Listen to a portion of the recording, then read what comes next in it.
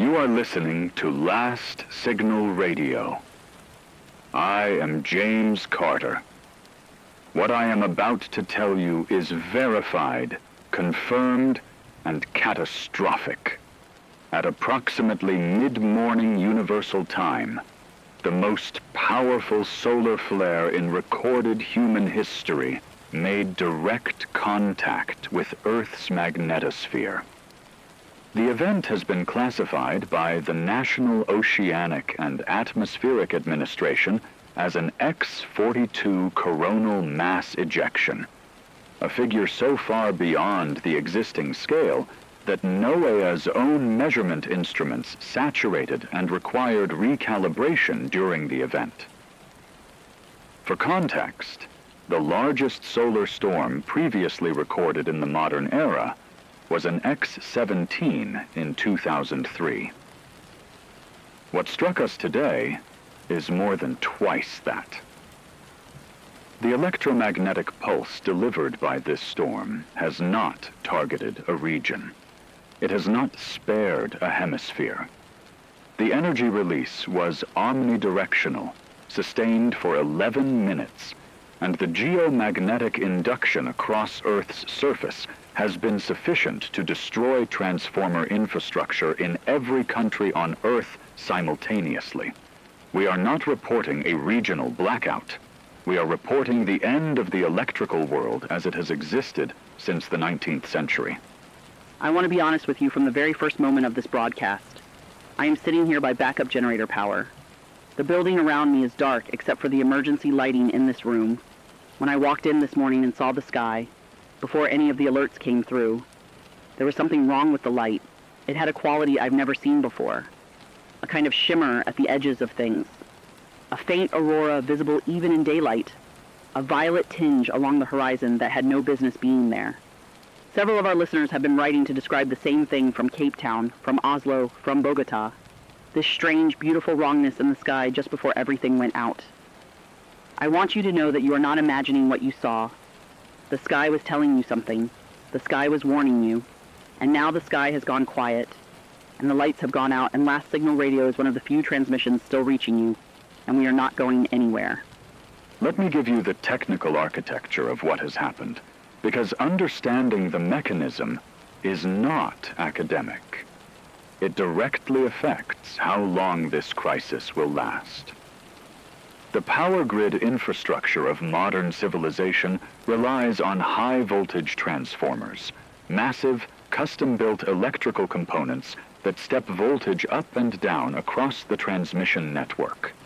The largest of these transformers weigh between 400 and 800 tons. They are not mass-produced.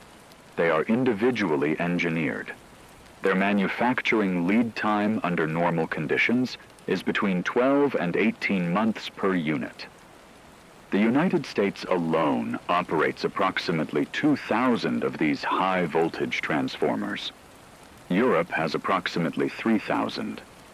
China, India, and Russia maintain their own substantial networks. The geomagnetic induced current produced by today's solar event has destroyed the majority of these transformers globally. Not tripped them, not damaged them, destroyed them. The copper windings inside have melted. The insulating oil has combusted. In many cases, the transformer cores themselves have fractured. These cannot be repaired. They must be replaced. And the factories that manufacture them also have no power. A woman named Fatima al-Rashid was driving her children to school in Riyadh, Saudi Arabia, when the storm struck. She described it in a message transmitted through a military satellite relay that briefly came back online before going dark again. She said every car on the highway stopped simultaneously, not slowed, not braked, stopped, as every modern vehicle's electronic control system was fried in the same instant. She and her children were surrounded by motionless cars on an 8-lane highway.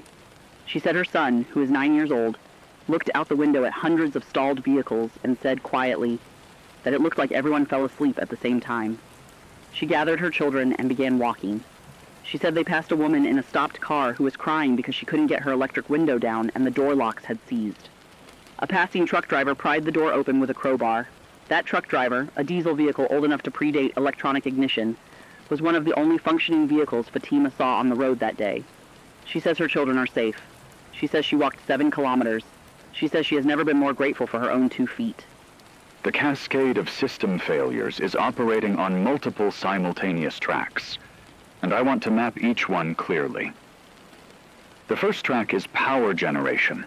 Nuclear plants across Europe, the United States, and Asia have entered automatic emergency shutdown.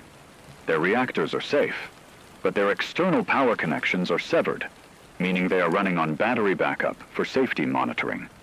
Those batteries have a limited lifespan. The second track is water infrastructure. Municipal water systems in virtually every major city on Earth depend on electrically powered pumps for both distribution pressure and sewage treatment. Without power, water towers drain within days. Without water towers, hospitals cannot function, fires cannot be fought, and sanitation collapses. The third track is fuel supply chains. Modern fuel refineries are entirely dependent on electronic control systems that have been disabled. The diesel fuel that powers generators, emergency vehicles, and pre-electronic vehicles is currently sitting in refineries that cannot process it, in pipelines that cannot pump it, and in storage tanks that cannot be accessed without electronic authorization systems that no longer function. In Tokyo, Japan, a city of 37 million people built vertically into the sky, the loss of power has created an immediate physical crisis that no disaster planning fully anticipated. Hundreds of thousands of people were in elevators when the power died. The elevator systems across Tokyo's skyscrapers and subway infrastructure stopped between floors simultaneously. Emergency responders, themselves operating without communications, have been prying elevator doors open manually in stairwells across the city. A rescue coordinator in Tokyo's Shinjuku ward transmitted a brief message. They have 1,700 confirmed elevator entrapments in their ward alone. The city has 132 wards. A mathematician doesn't need much time with those numbers. The subway system, which carries an average of 8 million passengers daily, stopped mid-journey in every tunnel simultaneously. People are walking out of tunnels in the dark. Station staff with manual flashlights are guiding them. The coordination happening in the dark in those tunnels, strangers holding hands, older people being carried, station workers running back and forth with the only lights available, is something I find almost impossible to hold in my mind without breaking. The satellite situation deserves particular attention because it directly affects our ability to bring you information. There are currently approximately 7,000 active satellites in Earth's orbit. The majority of these are in low or medium Earth orbit and were exposed to the full force of the geomagnetic storm. Commercial communications satellites, the infrastructure that carries internet, telephone, and broadcast signals globally, are estimated to have suffered between 60 and 80% total failure based on signals received before the networks collapsed. The GPS constellation, which underpins not only navigation, but also the timing synchronization of financial systems, air traffic control, and military operations, has lost approximately 40% of its functional nodes. The International Space Station was on the far side of the Earth during the peak intensity, and its crew reports full functionality. They are alive, and they are watching the aurora from 300 miles above it. What they are describing looking down at the night side of Earth is not the scattered city lights they normally see. They are seeing darkness. I've been handed a series of short transmissions that came through a ham radio network in the 30 minutes before those networks also began losing operators. I want to read some of them because they are the closest thing we have right now to a picture of what the world outside this studio looks like. A farmer in rural Kansas, United States, transmitted that his tractor, a 1974 model with no electronic components, started fine, and he is already using it to help stranded motorists on the highway near his land. He has taken in 6 families. He says his well pump is hand crank compatible and he has water. He says anyone within walking distance of his county should head toward the grain elevators. They are easy to find, and he will be there. A man in rural Scotland transmitted that his village of 400 people has gathered in the local pub, which has a wood fireplace and a stockpile of canned goods. He says the village nurse has set up a triage corner. He says people are frightened but orderly. He says someone is playing the fiddle. I don't know why that detail about the fiddle hit me as hard as it did, but it did. Aviation represents one of the most immediate mass casualty risks in the aftermath of the solar event. There were approximately 11,000 commercial flights airborne at the moment the electromagnetic pulse reached surface intensity. Modern commercial aircraft are fly-by-wire. Their flight control surfaces are operated by electronic systems, not mechanical cables. The pulse has not uniformly destroyed avionics. Aircraft Faraday shielding provides partial protection. But it has disrupted electronics sufficiently to disable autopilot systems, navigation displays, and in some cases, primary communication arrays simultaneously across thousands of aircraft. Air traffic control systems in every major hub, Heathrow, JFK, Frankfurt, Dubai, Singapore, Beijing capital, have lost radar, communication, and digital coordination systems. Controllers are operating blind. Pilots are reverting to manual flight and attempting to identify suitable emergency landing strips using visual navigation. Military sources estimate that between 300 and 600 aircraft have declared emergency status. The number that have already made emergency landings on highways, fields, and secondary airstrips is climbing. The number that have not found any surface at all, we do not yet have those figures, and I will not speculate on them. A flight attendant named Sarah Osei was working a flight from London Heathrow to Lagos, Nigeria, when the instruments went dark. She managed to transmit a 30-second message through an emergency beacon before it failed. She said the pilots had done something extraordinary. With all navigation gone and no contact with the ground, the captain had descended through cloud cover using nothing but a physical compass, a paper aeronautical chart from the emergency kit, and the position of the sun through the cockpit windscreen. They had identified the West African coastline visually and were following it south toward Lagos. She said the passengers had been calm, more calm than she expected. She said a man in row 14 had appointed himself informal morale coordinator and was walking the aisle telling terrible jokes. She said an elderly Nigerian woman sitting next to the window was praying quietly with her rosary and had reached over and taken Sarah's hand without being asked. That flight landed safely in Lagos. We confirmed it 40 minutes ago through a ground relay. The captain's name is Emmanuel Adeyemi. He navigated by the sun and by a paper map and brought 312 people home. Hospital systems globally are now in acute crisis that will produce mass casualties within days if the power situation is not resolved. Modern hospitals are intensive consumers of electricity.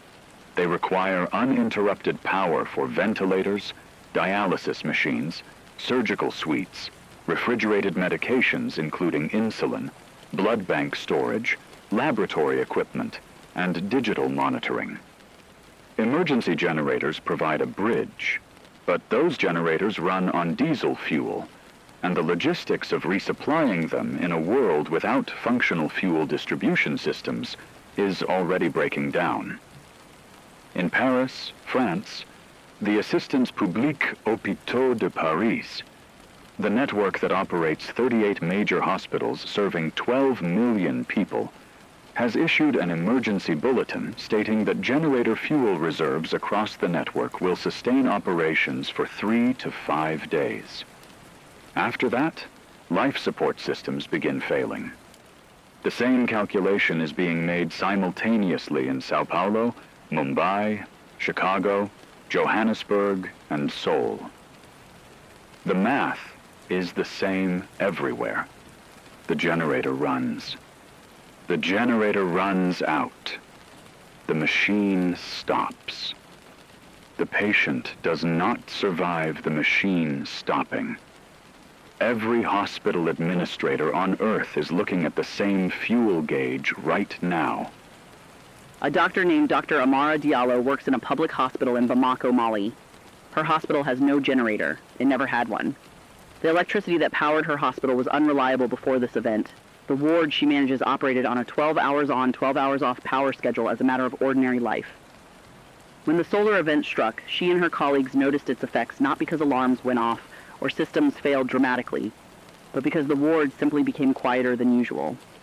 When nothing ran, there was nothing to make noise. She transmitted through a local shortwave operator. Her hospital is continuing to function.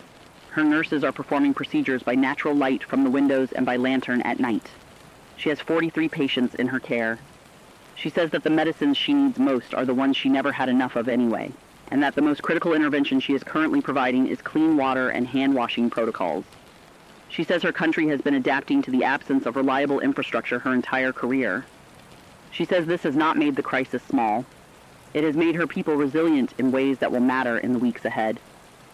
I think Dr. Amara Diallo may understand what is coming better than any city planner in the developed world.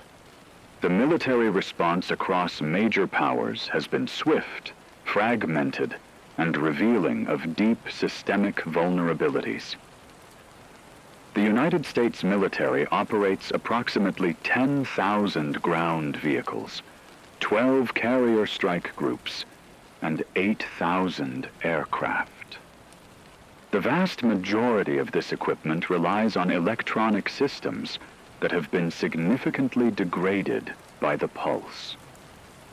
Military satellite communications, which use hardened systems compared to commercial equivalents, have maintained approximately 30% functionality, sufficient for high-priority command communications, but not for the coordinated logistics operations that emergency response requires.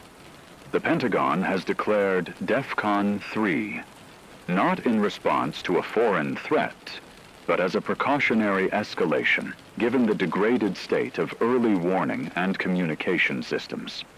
The U.S. Northern Command has deployed National Guard units to all 50 states under Emergency Mobilization Authority. Most of those units are moving by pre-electronic military vehicles, on foot, and by horse in regions where horses are available. The United States Army last issued doctrine for horse-based logistics in 1942. Someone, somewhere in the Pentagon, pulled that document this morning. There are stories coming in that I cannot verify and cannot stop thinking about. A maternity ward in Bogota, Colombia, the Hospital Universitario Nacional, was delivering 4 babies simultaneously when the power died. The generators kicked in for approximately 40 minutes before fuel ran out. In those 40 minutes, the nursing staff delivered all 4 babies by the light of mobile phone torches held by partners and family members in the delivery rooms. When the generator failed and the phone batteries began to die, the ward converted to battery-powered camping lanterns that a maintenance worker had stored in a supply closet after a camping trip he never took. All 4 babies were born healthy. The mothers are stable. One of the newborns, a girl, has been named Aurora by her parents. They named her for the light show in the sky that preceded her birth. Aurora came into the world in the dark, surrounded by people holding small lights steady. I cannot think of a better metaphor for what we are all being asked to do right now.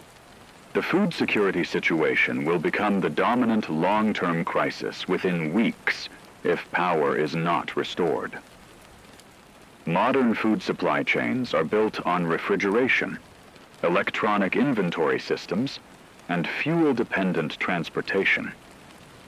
The cold chain, the unbroken refrigerated pathway from farm to processing plant to distribution center to retailer, has been severed globally. Everything currently in refrigerated transit is now at ambient temperature.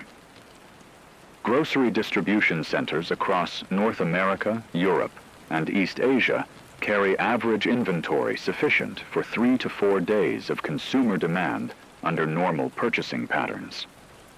Panic buying, which has already begun in every city where people can physically reach a store, will accelerate that depletion dramatically. The World Food Program estimates that without refrigeration, approximately 40% of current global food stocks, including all dairy, meat, fish, and temperature-sensitive produce, will be unsalvageable within 3 days. What remains viable will be shelf-stable goods. Grains, legumes, canned foods, dried goods. The global supply of those items exists in sufficient quantity to sustain populations if distributed rationally. It will not be distributed rationally. It will be distributed by whoever gets there first with the most urgent need and the fewest scruples. That is not a cynical statement. That is a prediction based on every prior food crisis in human history.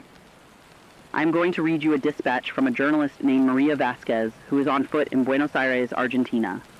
She is transmitting through a shortwave radio she owns personally. She writes, "The city is dark, but it is not silent. People have come outside because their apartments are hot and closed and frightening, and the streets are full of people sitting on stoops and standing in groups talking. There are arguments. A man 2 blocks from me screamed at a shop owner who had locked his doors and refused to open for anyone. There are also moments I will carry for the rest of my life." An apartment building on Avenida Corrientes opened its ground floor community room and set out every candle in the building. 40 families from the building were sitting together inside. Someone had a guitar. Someone else had brought a pot of food they cooked on their gas stove, which still works because gas distribution is mechanical and not yet failed. People were eating together in candlelight in a circle. I stood outside and watched them through the window for longer than I should have. It looked like something from a century ago. It looks like human beings remembering what they are when the machines are removed.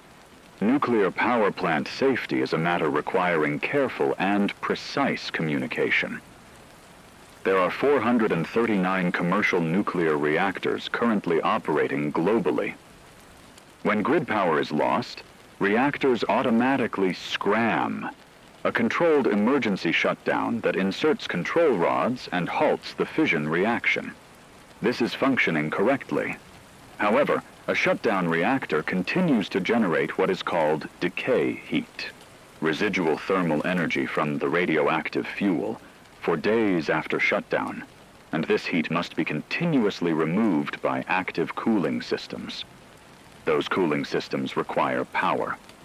The reactors rely first on grid power, then on emergency diesel generators, then on battery backup. The Fukushima precedent in 2011 demonstrated what happens when the cooling chain fails. That event involved 3 reactors. The current situation involves 439 reactors across 32 countries, simultaneously managing the same challenge with the same fuel supply constraint. The International Atomic Energy Agency has issued an alert to all member states. The majority of reactors have sufficient backup power for 7 to 14 days. After that, the cooling question becomes critical at every site simultaneously. We are told that cooling failure is not inevitable. We are told that intervention is possible. We are also told that intervention requires diesel fuel. We have heard that sentence before today. A nuclear plant worker named Kenji Nakamura at the Kashiwazaki Kariwa facility in Niigata Prefecture, Japan, the largest nuclear power station in the world, transmitted a personal message through a plant emergency beacon to his family. He said the plant is stable. He said the engineers are working. He said the cooling systems are running and the generators have fuel and the team is intact and professional and calm.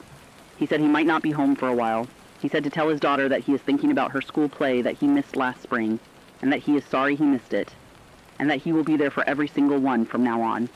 He said to tell his wife that the cherry tree in the back garden needs pruning before the spring and he will do it himself when he comes home. He said not to worry. I want Kenji Nakamura's family to hear that message. I want every family of every person working right now in a nuclear facility, a hospital, a power station, a water treatment plant. I want them all to hear it.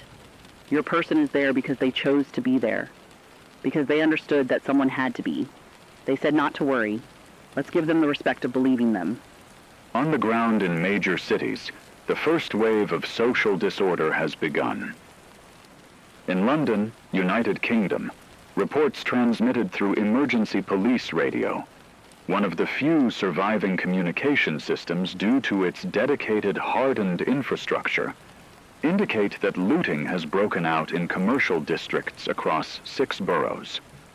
The Metropolitan Police, Without functioning dispatch systems, vehicle communications, or digital databases is operating on foot and bicycle patrols coordinated through runners and pre-assigned patrol sectors. The Army has been deployed under the Civil Contingencies Act. In Lagos, Nigeria, where the population density of the mainland exceeds 40,000 people per square kilometer in some districts, the loss of mobile phone communications, which are the primary means by which Lagosians conduct commerce, access information, and coordinate daily life, has created a communication vacuum that is filling with rumor, misinformation, and fear-driven crowd behavior. Markets have been rushed. Fuel stations have been overwhelmed and then stripped. The governor's office, operating from a battery-powered radio system, has requested calm and has been largely ignored. In contrast, in Medellin, Colombia, a city that spent decades developing community resilience infrastructure after its own historical crises, neighborhood leaders called Comunas Coordinators have activated pre-existing mutual aid networks within the first day. Medellin has not been peaceful, but it has been organized. An elderly man in Edinburgh, Scotland, named Alistair McPherson, is 91 years old. He was born in 1934. He lived through the Second World War as a child. He transmitted through his son's shortwave radio. His son drove 2 hours to reach him when the phones went out. And Alistair said something I want you to hear word for word. He said, "I remember when there was no television, no central heating, no automatic anything, and we were not miserable. We were cold sometimes. We were hungry sometimes. We were frightened sometimes. But we knew our neighbors by name, and we knocked on each other's doors without being asked. And we shared what we had without being instructed." He said, "The young people today are not weaker than we were. They simply haven't been asked yet. And now they are being asked." He said he fully expects them to answer. Alistair McPherson has 91 years of evidence that human beings are more durable than their infrastructure. I find that I believe him completely. Communications infrastructure has failed in a stratified pattern that has critical implications for coordination. At the top layer, most commercial internet infrastructure, data centers, fiber optic switching hubs, undersea cable termination points, has lost power and is either dark or running on minimal backup. The global internet as a functional network is operating at approximately 8% of normal capacity. Below that, mobile phone networks have failed almost universally. Cell towers require grid power, and their battery backups have, in most cases, already depleted. Fixed-line telephone infrastructure, which in many countries shares power with the data network, is similarly dark. What remains operational is shortwave radio, which requires only a transmitter and power, both of which can be provided by small generators or even solar panels where those exist. Amateur ham radio operators globally, there are approximately 3 million licensed operators worldwide, have become the de facto nervous system of human communication in the current crisis. Ham radio networks are already carrying emergency traffic, including medical requests, missing persons information, resource coordination, and government bulletins across every continent.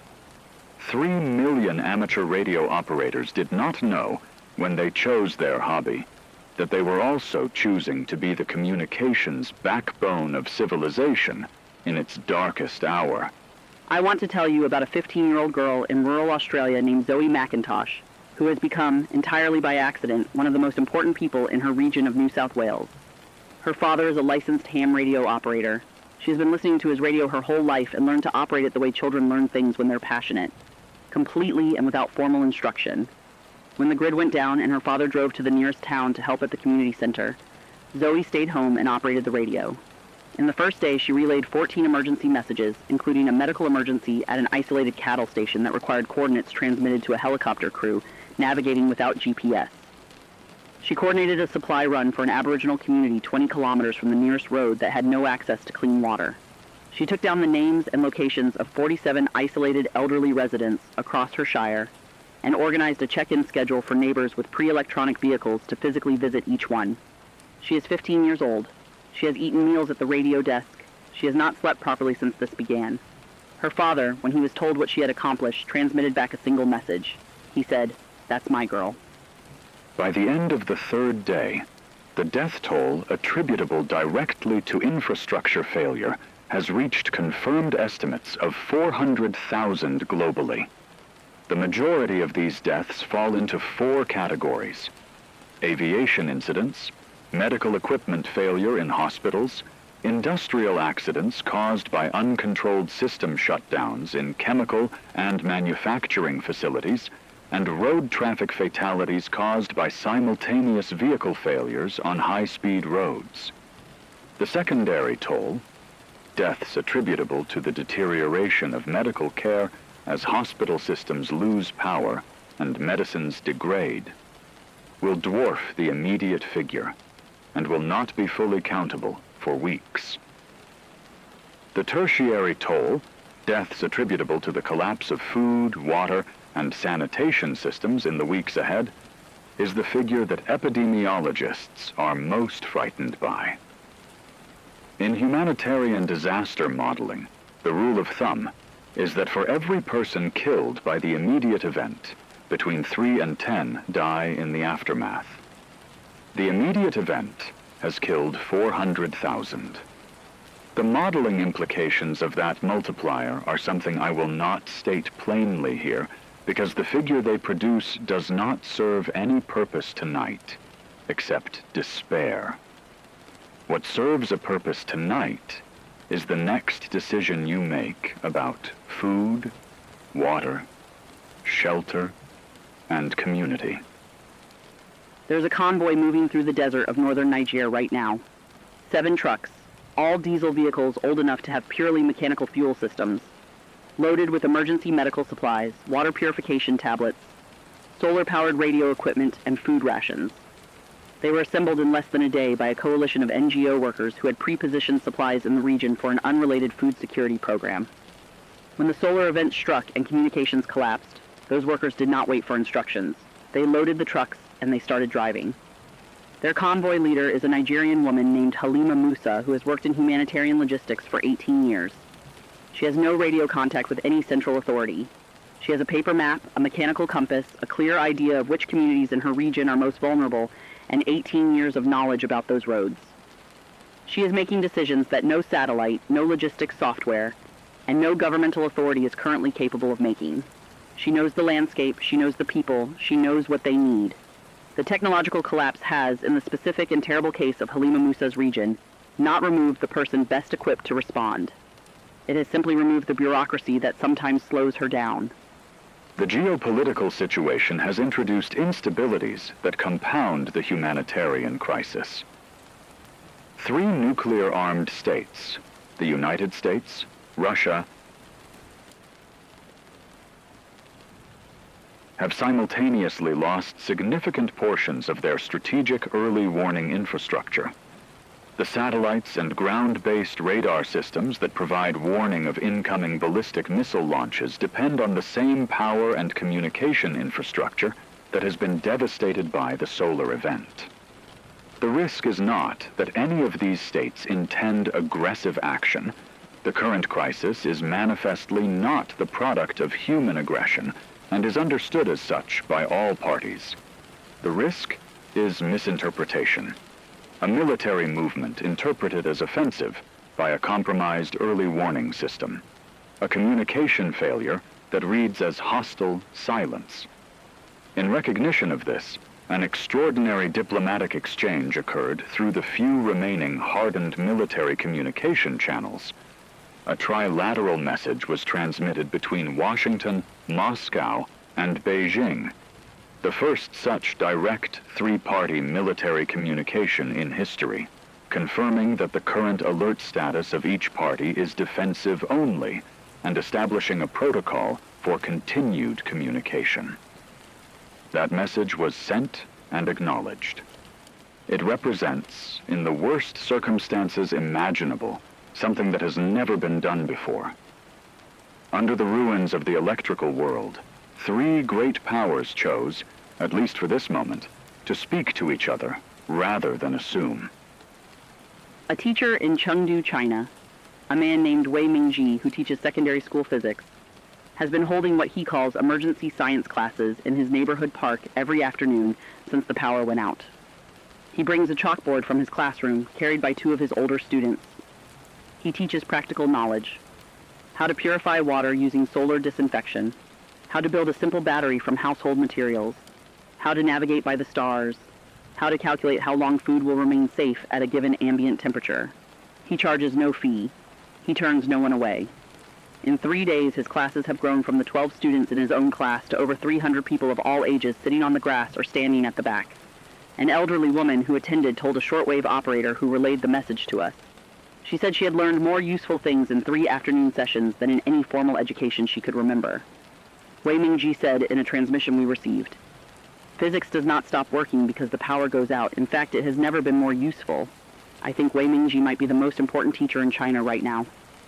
The water crisis is now the most immediately life-threatening infrastructure failure for urban populations. Major cities depend on electrically powered pumping stations to maintain the pressure that delivers water from treatment facilities to taps. With power gone, those pumps have stopped. Water towers, which provide gravity-fed pressure as a buffer, have drained over the course of the first 2 days. In Mexico City, a metropolitan area of 21 million people that was already experiencing chronic water stress before this event, the failure of electrical pumping has eliminated water delivery to approximately 80% of the population. The city sits at an altitude of 2,200 meters and has limited access to surface water. Without power, the aquifer extraction systems that supply the city are non-functional. Mexico City's water problem, which was severe before the solar event, is now existential. In Cairo, Egypt, the Nile provides an available water source, but treating and distributing it requires power. The city has deployed military units to establish raw water distribution points along the riverbank with basic filtration equipment powered by truck generators. Millions of people are walking to the Nile to collect water. They are doing so in the same way that people collected water from the Nile before the pharaohs.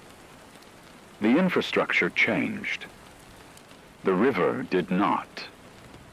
A woman named Priya Chandran is a water engineer for the municipal authority in Chennai, India. She had been working on a water resilience project for 3 years before the solar event, a low-tech backup distribution system using gravity-fed tanks and non-electric valve systems, designed for climate resilience but applicable to any power failure. Her project had not yet been approved for full implementation. When the power failed, she activated the portions of the system that had been installed. She then spent 2 days going door to door in her sector with a paper map of the incomplete system, explaining to residents which valve switches they could manually operate to redirect water flow from still-functioning gravity tanks to their neighborhoods. She did this on foot, in 38-degree heat, carrying a bag of manual valve keys. She has been able to restore partial water flow to approximately 200,000 households in her sector. When someone transmitted her story and asked what she needed, she said, "I need 40 people with wrenches, a truck that runs, and 3 days." She said, "After that, I need the rest of the city to know that a grid-free water system is possible." She has the 40 people. She has the truck.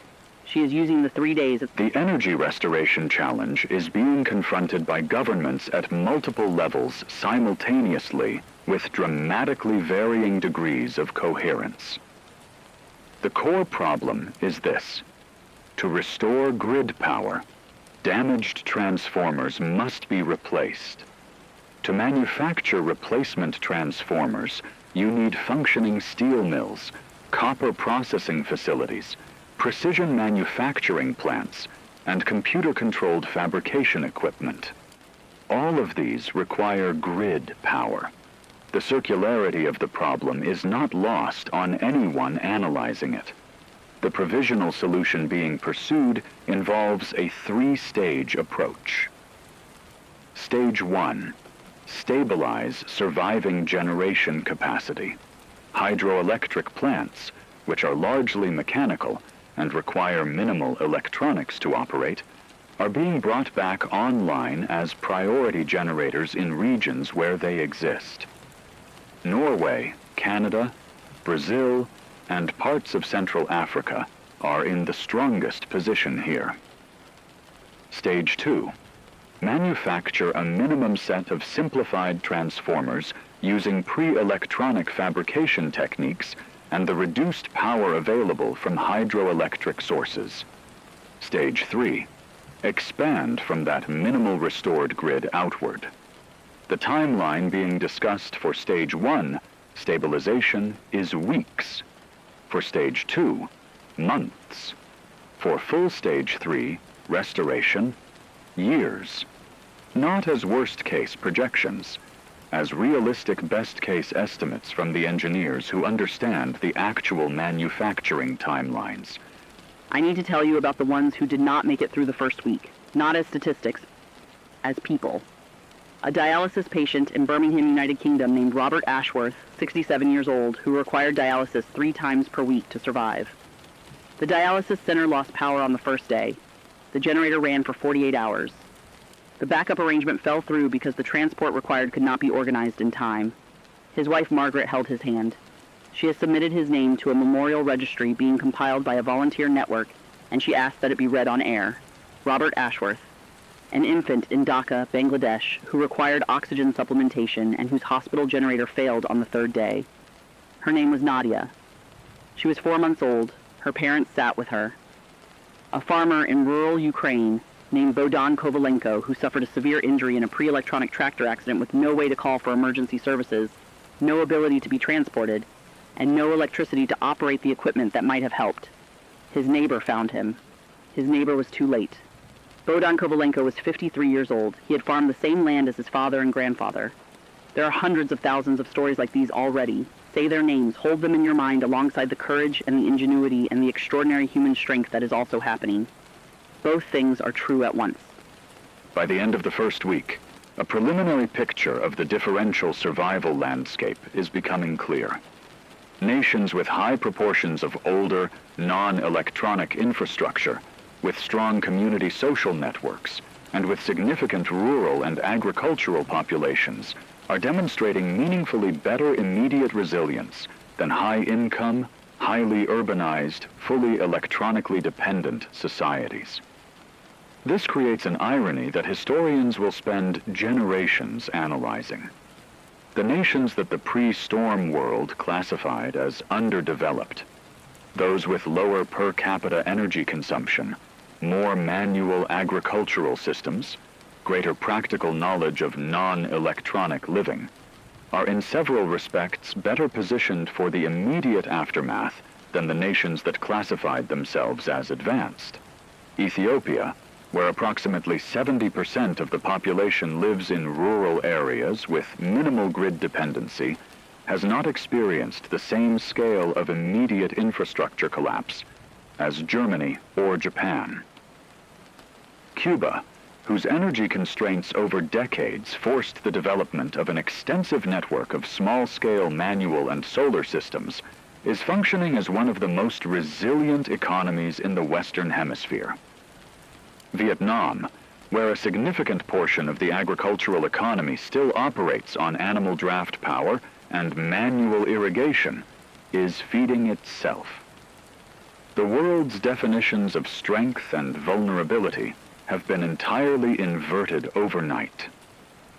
There is a community in the highlands of Peru, a village called Pisac near Cusco, that has not changed its fundamental way of life significantly since before electricity was invented. They farm using terrace agriculture techniques developed by their Inca ancestors.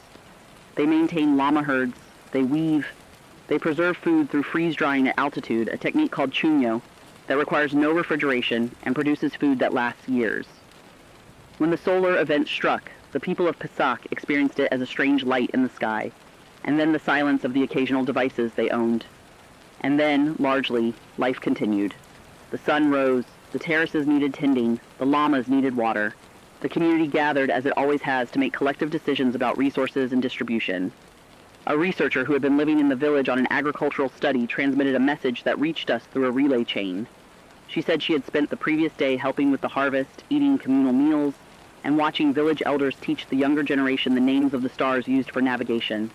She said she had never in her career felt more clearly that she was looking at something essential, something that the storm had revealed by removing everything built on top of it. The food security trajectory over the following weeks is becoming the central concern of every functioning government and international body.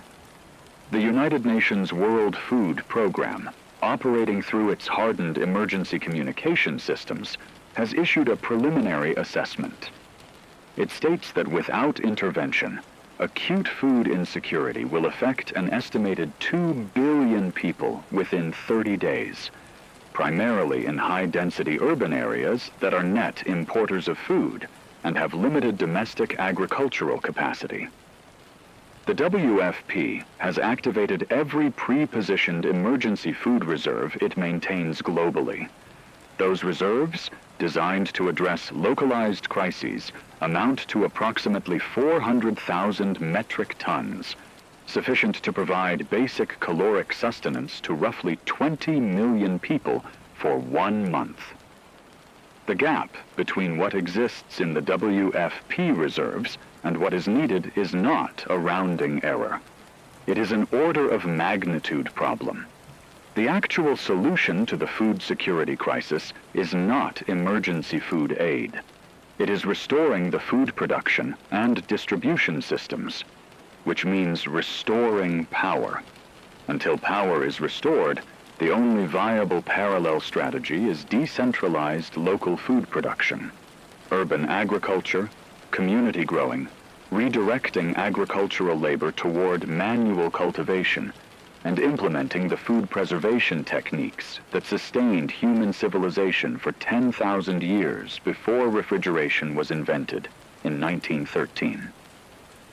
In Detroit, Michigan, a city that has spent decades rebuilding itself from industrial collapse and that knows something about starting over, something remarkable is happening in the neighborhoods that outsiders once wrote off as abandoned. The urban farms and community gardens that activists and residents built on vacant lots over the past 20 years are now the most strategically valuable real estate in the city. A community organizer named Denise Williams, who has been running an urban agriculture collective in the North End neighborhood for 11 years, has become the de facto resource coordinator for a 12-block area. She knows which families have seed stores. She knows which plots have mature vegetables ready to harvest. She knows which neighbors have manual canning equipment. She knows which elderly residents need food brought to them. She has a network of 40 volunteers organized into teams. She was not appointed. She was not asked by any government. She simply knew what needed doing because she had spent 11 years building the thing that was now needed. When someone transmitted a question asking how she'd known to prepare, she said, "I didn't prepare for this. I prepared for the neighborhood. The neighborhood just happened to also need this." The timeline for partial power restoration is now being discussed with more specificity by the engineering teams coordinating across the hydroelectric nations. Norway has brought 4 of its largest hydroelectric facilities back to partial generation capacity. Canada's major hydroelectric systems on the St. Lawrence and in British Columbia are generating power to limited regional grids. Brazil, which generates approximately 65% of its electricity from hydroelectric sources under normal conditions, has restored power to limited areas of southern Brazil, including parts of Sao Paulo and Porto Alegre. These are not full restorations. They are islands of electricity in a dark continent. But they are real, and they are expanding, and they are being used with ruthless priority. Hospitals first, water pumping second, food cold storage third, communication infrastructure fourth. The first hospital in Sao Paulo to receive restored power from the hydroelectric grid transmitted a single message: the ventilators are running. That message was relayed through every operational communication network on the continent. 3 words: the ventilators are running. 3 words that meant people would live who otherwise would have died before morning.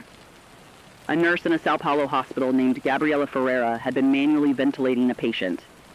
An 18-year-old boy named Lucas, who had been admitted before the storm for post-surgical recovery, by hand using a bag valve mask, for 14 continuous hours with rotating assistance from 2 other nurses. Manual ventilation requires a person to squeeze a bag at precise intervals without stopping. For 14 hours, 3 nurses took turns keeping Lucas breathing by hand. When the power came back and the mechanical ventilator restarted and the alarm that signaled it was functioning sounded, Gabriela sat down on the floor of the corridor outside the room and cried for a long time. She transmitted her story to a colleague who relayed it to us. She said she is not a hero. She said Lucas is not a symbol. She said he is 18 years old and he likes football and his mother visits every day and he is going to walk out of that hospital when he is well, and she intends to be there to see it. She said she sat on the floor because her arms hurt. She said her arms have never hurt so much in her life. She said it was worth every second. At the 2-week mark, the global death toll directly attributable to the infrastructure collapse has reached confirmed figures of approximately 3 million. The breakdown by cause reveals the brutal logic of technological dependency. Failed medical equipment accounts for the largest single category. Road and rail accidents in the immediate aftermath of the power loss account for the second. Industrial accidents, particularly in chemical processing facilities where uncontrolled shutdowns created hazardous releases, account for the third. The 4th and fastest growing category is what epidemiologists are calling secondary mortality, deaths from infections, dehydration, malnutrition, and untreated chronic conditions that resulted not from any direct effect of the solar event, but from the collapse of the health and sanitation systems that normally manage those conditions invisibly. That 4th category will continue growing for months. The ratio between immediate and secondary deaths in infrastructure collapse disasters historically runs between 1 to 5 and 1 to 10. The 3 million figure, sobering as it is, may ultimately represent the smaller portion of the full human cost. I want to take a moment and speak to the parents listening to this broadcast. I know that one of the most acute forms of suffering right now is not your own fear, but your child's fear. Children sense catastrophe before they understand it. They watch adult faces for information, and they find fear there, and they are frightened without knowing exactly why. I have heard from parents across several transmission relays asking the same question in different words. What do I tell my child? I am not a psychologist, but I have talked to enough people in enough crises to offer this. Tell them the truth in proportion to their age. Tell them that something big and difficult has happened. Tell them that many people are working very hard to fix it. Tell them the most important truth of all, which is that you are there and you are not going anywhere. Children's fear of catastrophe is mostly a fear of abandonment. The catastrophe is abstract. You are not abstract. You are real and present and the single most important fact in their universe. Be that fact. Be it loudly and consistently and without pretending the fear isn't there. The children who come through the strongest will be the ones whose parents were honest and present and unafraid to be uncertain together. The scientific understanding of the solar event itself has been substantially advanced by data collected in the hours before the communication networks failed. The event is now classified by solar physicists as a Carrington-class plus event, a reference to the 1859 Carrington event, which was the largest solar storm in recorded history, and which, had it struck in the modern era, was long predicted to cause exactly the kind of infrastructure collapse we are experiencing. The 1859 event famously allowed telegraph operators to send messages without battery power, as the induced current in the wires was sufficient to drive their systems. The present event is estimated to have been between 1.4 and 1.8 times more energetic than the Carrington event. Solar physicists had been warning for 2 decades that a Carrington-class event was statistically overdue and would be catastrophic for modern infrastructure. A 2008 report by the U.S. National Academy of Sciences estimated the economic impact of such an event at $2 trillion in the first year alone, and a recovery timeline of 4 to 10 years. A 2013 report to the UK Parliament reached similar conclusions. The reports were written, they were filed. The transformers were not hardened. The backup systems were not built. The planet was not ready. The planet was warned. The question of warning, of who knew, of what was recommended, of what was not done and why, will generate political consequences that last for generations. I am not going to be naive about that.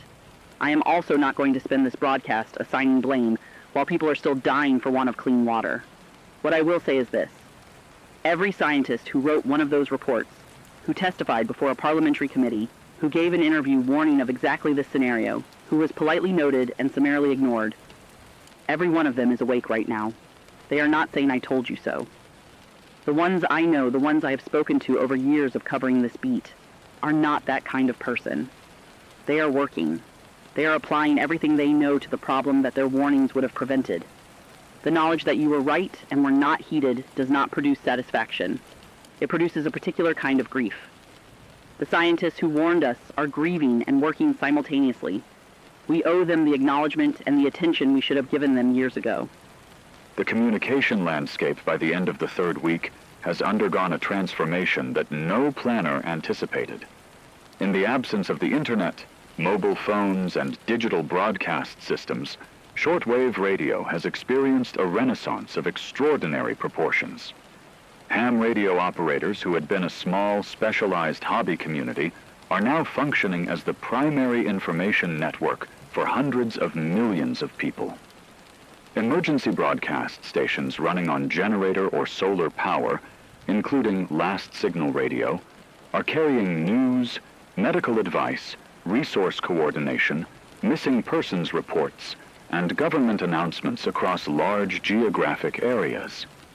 But beneath the formal emergency broadcast layer, something more organic and more human has emerged. Communities are holding what they are calling town radio hours, scheduled shortwave windows during which local operators broadcast local information. Which water sources are safe, which roads are passable, which doctors are available, who needs help, who can provide it. A network of these local broadcasts has spontaneously organized itself across North America, across Europe, across sub-Saharan Africa, across South and Southeast Asia. It resembles nothing so much as the community notice boards and town criers of pre-industrial civilization. Immediate, local, human, and operating entirely without the infrastructure that everyone assumed was permanent. A ham radio operator in Nairobi, Kenya, named James Kariuki, has become something of a legend in the East African Relay Network. Every morning and every evening he broadcasts a two-part transmission. The first part is practical, the water distribution point locations for that day, the medical resources available, the safety status of key roads, the weather forecast based on direct observation since meteorological satellites are dark. The second part is different. Every morning James reads a poem. Every evening he reads a story, sometimes a folk tale, sometimes a passage from a novel, sometimes something a listener has submitted. He made no announcement about this practice. He simply began doing it. Within a week, other operators in the network began adopting the same structure. Practical information followed by something beautiful or meaningful. Someone asked James why he added the poems and the stories. He said the information keeps the body alive. The stories keep the person alive. He said there is no crisis serious enough to make beauty irrelevant. He said his grandmother told him that, and she survived things that would break the modern world 10 times over. He trusts his grandmother. The restoration timeline is being reframed as the fourth week begins. The initial engineering assessment of months to years for full restoration has been revised as the actual scope of transformer destruction is mapped. The revised assessment is more differentiated than the initial worst case. Nations with significant hydroelectric capacity have established functioning microgrids serving between 5 and 20% of their pre-event power demand. Nations with significant pre-electronic agricultural infrastructure have stabilized their food production with limited power dependence. Nations with dense urban populations, high electronic dependency, and limited hydroelectric or renewable generation are in the most critical position. The international coordination framework that has emerged, not through any formal treaty, but through the pragmatic necessity of sharing manufacturing capacity, has identified 23 key manufacturing facilities globally that have been brought to partial function using restored hydroelectric power, and that are now producing simplified transformer components. The word simplified is doing significant work in that sentence. These are not the sophisticated, precision-wound transformers of the pre-event grid. They are cruder, less efficient, and less powerful. They will work. They will take months to produce in sufficient numbers. They will eventually turn the lights back on. That is not a small thing to be able to say. By the end of the first month, the world has changed in ways that are not entirely reversible even when the power comes back. Millions of people have learned skills they did not have: food preservation, water purification, manual navigation, basic medical care, mechanical repair without electronics, community organization without digital platforms. Millions of people know their neighbors by name who did not know them before. Millions of children have seen their parents demonstrate a kind of resourcefulness and courage that no amount of comfortable prosperity would have revealed. Millions of communities that existed as collections of isolated individuals sharing a postal code have become, under the pressure of shared necessity, actual communities, with shared resources, shared responsibilities, and shared identities. I do not romanticize the suffering that produced these changes. The suffering has been real and vast and will leave permanent scars on the people who lived through it and the generations they will raise.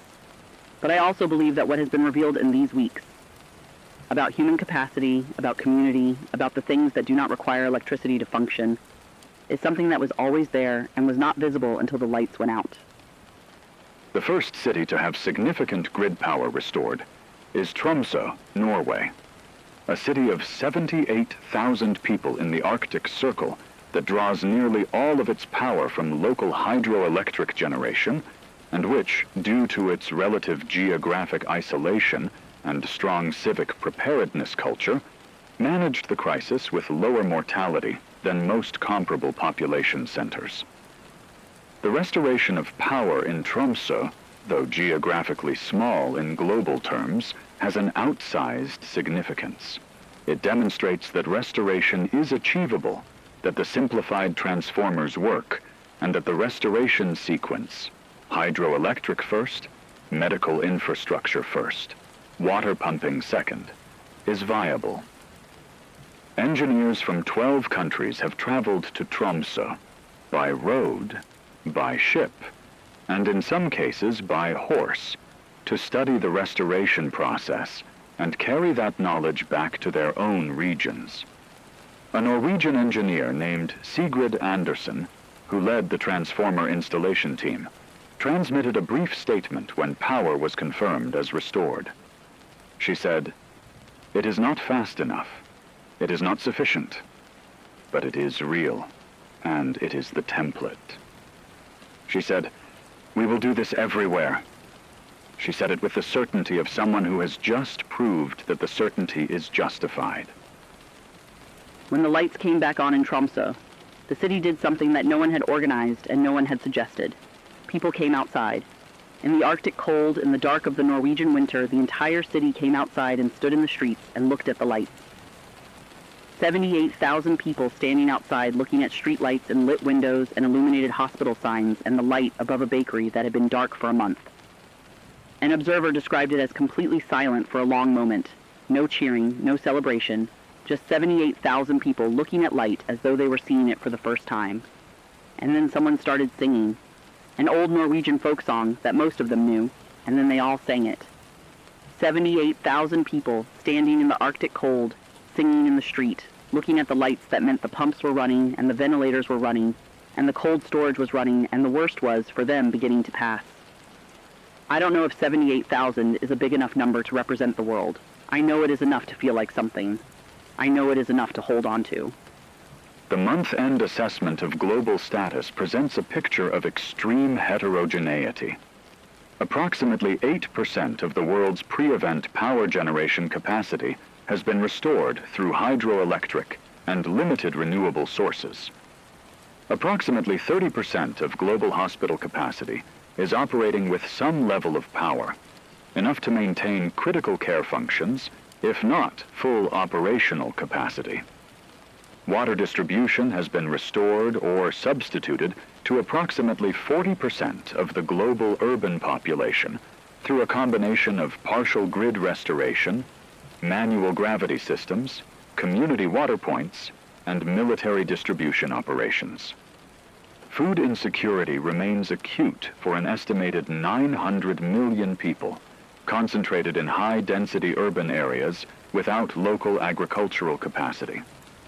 The global death toll, counting immediate, secondary, and ongoing mortality attributable to infrastructure failure and its medical consequences, has reached an estimated 11 million. That figure is not final. It will not be final for years, as the full accounting of malnutrition, medical neglect, and cascading health consequences plays out across populations that were already vulnerable before the storm struck. 11 million people, each one the center of a circle of grief that extends outward to family, to community, to a world that will carry the loss whether or not it knows the names. I have one more story to tell you before we close this broadcast. It comes from a lighthouse keeper on the coast of Brittany in France, a man named Yann Le Goff, who operates one of the last manually maintained lighthouses still in active service on the French coast. When the grid failed, every automated lighthouse on the French coastline went dark simultaneously. Ships at sea had no GPS, no radar, no electronic navigation, and suddenly no coastal lights. Yann Le Goff's lighthouse was already running. It was already lit. It had never stopped being lit. His lighthouse runs on a system installed in 1887 that operates on a clockwork mechanism wound by hand twice a day. It requires no electricity. It requires one person twice a day to wind the clock. When the grid failed and the automated lights went dark, Yann Le Goff's light was the only navigation reference on 200 kilometers of the Breton coast. Sailors who were attempting to navigate in the dark found it. They navigated by it. 3 ships that would otherwise have been in serious difficulty in the coastal waters used it as their reference point in the first week. Yann Le Goff did not do anything heroic. He did what he does every day. He wound the clock. The light kept turning. Sailors found their way home. Sometimes the oldest solution is the one that doesn't fail. The path forward, as best as it can be stated with technical honesty, is this: full restoration of the pre-event electrical grid is not a matter of months. The manufacturing of sufficient high-voltage transformers to restore full grid capacity will take between 3 and 7 years under the most optimistic coordinated manufacturing scenario. What will be achieved in months is a functional partial grid, enough power for hospitals, water systems, food cold chain, communication infrastructure, and critical industrial production. Enough power to prevent the ongoing secondary mortality that is currently the most pressing humanitarian crisis. Enough power to support the manufacturing expansion that will, over years, restore full capacity. The world that exists at the end of that restoration will not be the world that existed before the storm. The vulnerability that allowed this catastrophe, the dependence on a single centralized grid infrastructure with no meaningful backup for its most critical components, will not survive as policy in any nation that lived through this. The rebuilt grid will be distributed, hardened, redundant, and backed by the manufacturing capacity to replace its components within weeks rather than years. The cost of not preparing was paid in blood and darkness over these months. The world has learned this lesson at enormous cost. The only remaining question is whether it will remember the lesson long enough to implement it. This is Kate Vincent, and before I hand back to James for the close of tonight's broadcast, I want to say something that has been sitting in my chest for this entire transmission. In the weeks since the lights went out, I have reported deaths and failures and collapses and societal fractures and all of the things that the darkest version of human nature produces under pressure. I have also reported Zoe McIntosh at 15 years old relaying emergency coordinates in rural Australia. I have reported Halima Musa driving through the Sahara with 7 trucks and a paper map. I have reported Gabriela Ferreira squeezing a ventilation bag by hand for 14 hours. I have reported James Kariuki reading poems into a shortwave radio in Nairobi because he believes beauty is not optional. I have reported a city of 78,000 people singing in the street at the sight of a streetlight. I have been in this chair through the worst thing that has happened to modern civilization. I have cried at this desk more times than I will ever admit publicly. I have also never been more certain than I am tonight that the species capable of these acts of stubborn, unglamorous, creative, tender, relentless love for each other is not finished. We are not finished. The lights are coming back. We are still here. This is James Carter. I have spent this broadcast giving you numbers, death tolls, restoration percentages, manufacturing timelines, power generation figures. Numbers are my tool. They are how I understand the shape of things. But I want to close tonight without a single number.